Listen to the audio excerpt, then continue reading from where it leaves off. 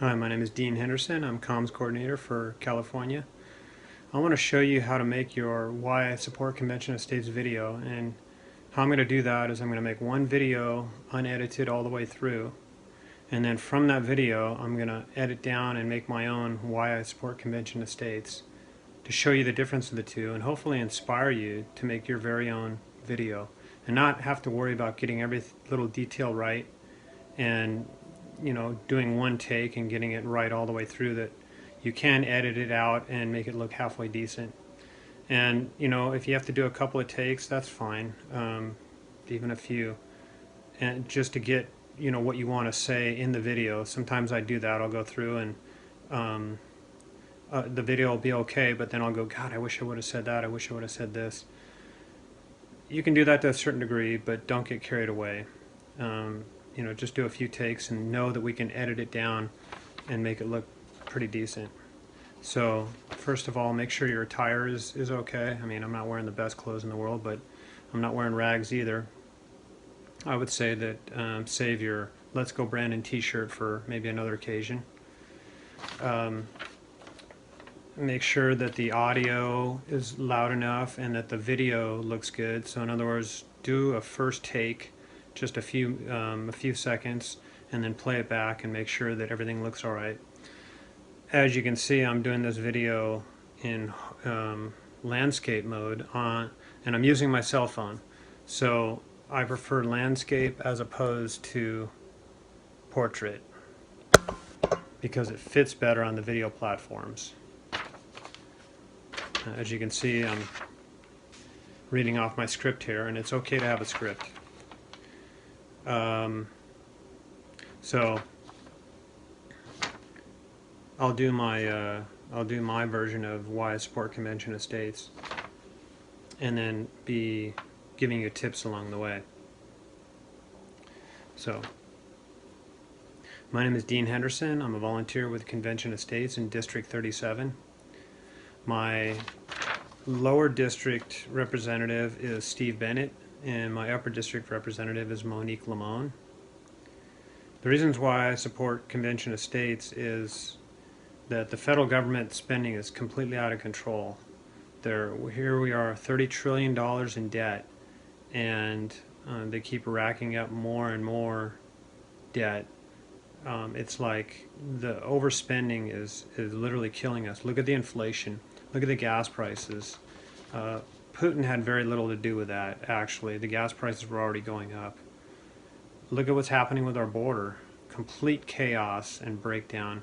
Actually, they're doing that on purpose, and that's not a conspiracy theory either. The federal government is overriding states' authority and dictating, they have been for several years, dictating to the states what they can and cannot do. And actually, it should be the other way around. The states have the power. The states are the boss, or the states are actually the ones that should tell the federal government what they can and cannot do. That's in Article 10 of the Constitution. There's regulations on everything from light bulbs to toilet seats. And the federal government was never intended to regulate us from cradle to grave. Look at representatives that are exempting themselves from the laws that they impose on us. I'll give you one good example, Obamacare. Did you know that they exempted themselves from having to use the what do you call it? Well, they called it free health care. But actually it was anything but free, and they all have their own private health insurance, but yet if you don't have their mandated health insurance, you know this by doing your taxes. If you make over a certain amount, then they penalize you. No checks or balances on the Supreme Court justices either. Federal judges are literally legislating from the bench. If you look at the court rulings, there are over 3,000 pages of precedents, and that is what our representatives govern off of. as opposed to about 7,000 words in our Constitution, and that includes all the amendments, of which they are supposed to be representing us from. I love my country, but I believe it's on the path to destruction, and I think that Convention of States is really the only solution to rein in federal overreach and jurisdiction, to curb the outrageous spending, and to impose mandates on all of its federal officials.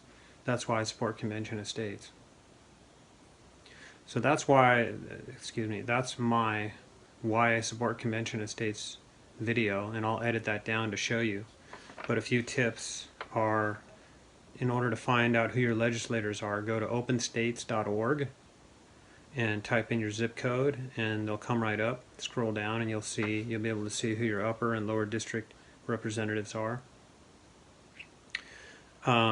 If you need to find some bullet points or some why you support Convention of States topics, or a summary of why you support Convention of States, just go to the Convention of States website here and go to the search bar and just type in why I support Convention of States, and you'll have a number of search results. Some of them articles, some are just quick summaries of why other people support Convention of States, and that'll give you a great idea or a great list to choose from, and then you can put that into your video. So again, I'm using a script here.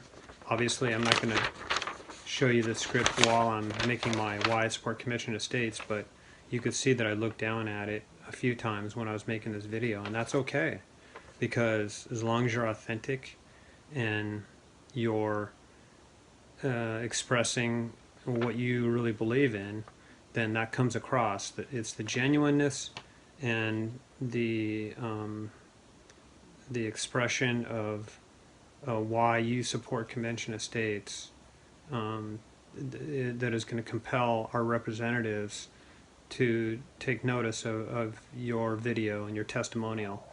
And remember this, that a video or a written letter is actually worth 1,000 constituents to them in their eyes, 1,000 or more, by you doing a video especially.